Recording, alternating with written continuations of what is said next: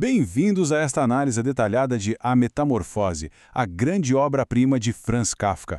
Olha, a gente vai falar de uma história que nos joga direto no mais puro absurdo, assim, de cabeça e sem o menor aviso prévio. Bora lá?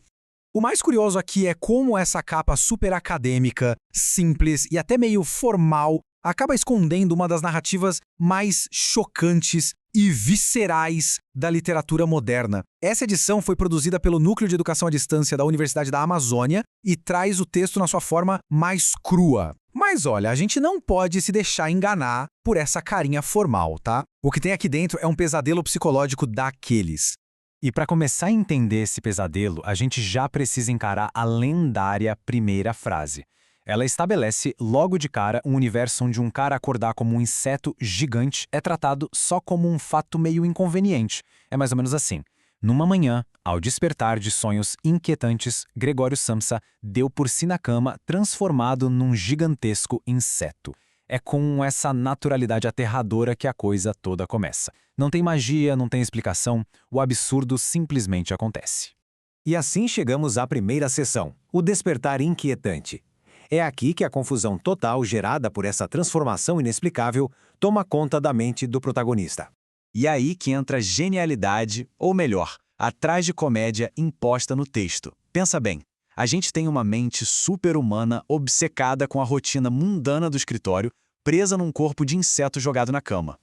De um lado, as pressões da mente do Gregor. Ele tá apavorado porque vai perder o treino das 5 da manhã, tá com medo do chefe e preocupado em pagar as dívidas dos pais. Mas a realidade física não perdoa. Ele agora tem um ventre castanho e duro, cheio de perninhas finas balançando sem controle nenhum e ele sequer consegue virar de lado. A ironia dolorosa é que a maior preocupação do cara não é ter virado um monstro, mas sim chegar atrasado no trabalho. Essa tensão dramática vai lá nas alturas numa cena super agonizante. O chefe do escritório aparece de surpresa na casa para cobrar o atraso, e o Gregor tenta desesperadamente destrancar a porta. Só que ele não tem mais mãos, né? Então ele é obrigado a usar apenas as mandíbulas para girar a chave na fechadura. O esforço é tão desmedido que um líquido marrom nojento começa a escorrer da boca dele e pingar no chão. É uma imagem que mistura o senso de dever inabalável de um funcionário desesperado com a mais pura repulsa de um corpo animalesco. Passando agora para a nossa próxima sessão, a nova realidade física. A partir daí, a história muda o tom, e a família é forçada a tentar se adaptar às limitações terríveis dessa existência. E o ponto crucial é exatamente esse, observar a humanidade dele sendo arrancada aos poucos. As mudanças são viscerais, a voz humana dele some e vira um guincho que ninguém entende. Ele descobre que sente um conforto físico absurdo rastejando pelas paredes e ficando pendurado no teto do quarto. Mas o choque maior vem na hora de comer. O leite fresquinho com pão, que era o prato favorito dele, agora dá total repulsa. De repente, o que ele passa a devorar furiosamente são aqueles restos de vegetais podres e queijo velho que a irmã, Gretchen, deixa para ele. E falando na Gretchen, a reação dela mostra uma dualidade de cortar o coração. Por um lado, ela assume a responsabilidade gigante de ser a única cuidadora dele, testando vários restos de comida para ver o que ele aceita. Mas, por outro lado, ela sente uma repulsa física tão extrema que toda vez que entra no quarto precisa correr para abrir a janela em busca de ar e se ela esbarra o olhar nele sem querer, foge aterrorizada na mesma hora. E isso nos leva à próxima sessão, tensões crescentes e conflitos. Com todo mundo evitando contato, até rola uma paz bem frágil na casa, mas ela logo começa a desmoronar.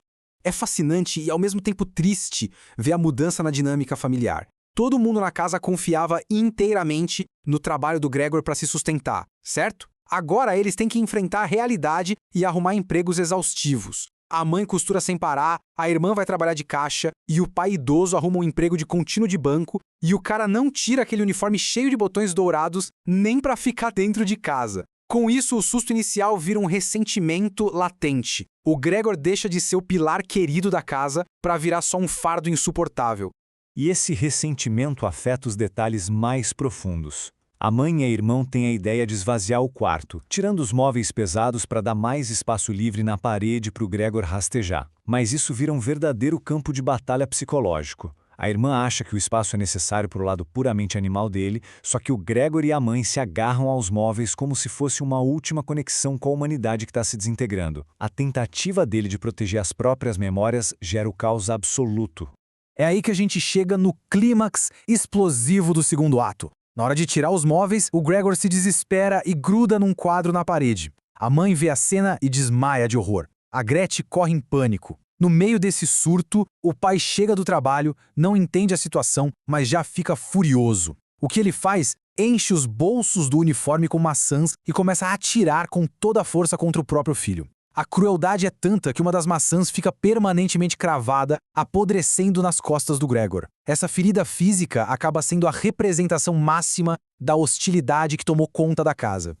E avançamos agora para a quarta parte, a rejeição final. A profunda deterioração da saúde dele abre caminho para o ato mais sombrio da história. Depois daquele ataque brutal, a existência do Gregor cai ladeira abaixo. O quarto dele basicamente se transforma em um depósito de lixo. Como a família precisava de mais dinheiro, eles alugaram partes da casa para 3 inquilinos super exigentes. Então tudo que não serve mais acaba amontoado no quarto do inseto. A limpeza que a irmã fazia no começo foi esquecida. Ele agora passa a viver na escuridão, rastejando apaticamente, arrastando pelo corpo poeira, fios de cabelo e restos de lixo. Esse estado de degradação chega no limite na famosa cena do violino. A Gretchen está tocando uma música quase mística e o Gregor se arrasta para fora da escuridão para ouvir. O que deveria ser um momento de reconexão vira um pesadelo absoluto. Os inquilinos descobrem aquele ser coberto de poeira no chão impecável da sala. A reação deles é ojeriza instantânea, eles gritam de nojo, cancelam a estadia na mesma hora e fazem graves ameaças de não pagar um centavo, prometendo até processo judicial. Aí vem a traição definitiva, e ela parte da Gretchen. Aquela irmã que antes chorava de pena dele e que sonhava em ir para o conservatório bancada pelo irmão, simplesmente bate na mesa e dá a sentença. Ela decreta que os pais devem se livrar, e eu cito, daquilo. O simples fato de usar essa palavra já apaga toda a identidade dele. Ela nega totalmente que aquela coisa ainda seja o irmão dela. Para ela, se ainda existisse algum resquício de ser humano no Gregor, ele já teria poupado a família disso tudo e ido embora voluntariamente. Chegamos então à nossa sessão conclusiva, o fim trágico. Sem nenhuma esperança e com a condenação decretada pela própria família. E o que acontece aqui é devastador. Sem nenhum sentimento de vingança e impulsionado por um amor dócil, acontece o sacrifício supremo. Ele arrasta o corpo machucado e faminto numa última tentativa exaustiva de voltar para o quarto. Quando ele finalmente cruza a porta, o alívio que ele ouve é o da voz alvoroçada da irmã batendo a porta e trancando a chave rapidamente. Preso na escuridão e no meio da sujeira, ele foi apagado definitivamente pela família. Por volta das 3 horas da manhã, com a cabeça tombada no chão, o Gregor dá seu último suspiro. E o detalhe mais comovente que a história entrega é que os últimos pensamentos dele antes da morte foram de pura ternura pela família. Justamente aquelas pessoas que passaram a considerá-lo asqueroso e indesejado. Na manhã seguinte, a empregada descobre o corpo ressecado, cutuca com uma vassoura e o alívio que toma conta da casa inteira é perturbadoramente imediato. Para fechar esta análise, fica uma pergunta provocativa no ar para a gente pensar. Qual foi, no final das contas, a mutação mais assustadora dessa história? Foi o devotado Gregor se transformando fisicamente num inseto asqueroso de um dia para o outro? Ou foi a mudança psíquica assustadora da família, perdendo toda a empatia humana? Essa tragédia joga na nossa cara a fragilidade das relações, onde o valor de alguém muitas vezes se resume à sua utilidade financeira.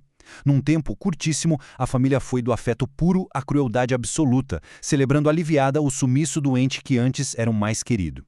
Fica aí essa reflexão pesada para a gente levar sobre o amor, o dever e o que realmente nos torna humanos. E com esse impacto existencial, a nossa análise de hoje chega ao fim.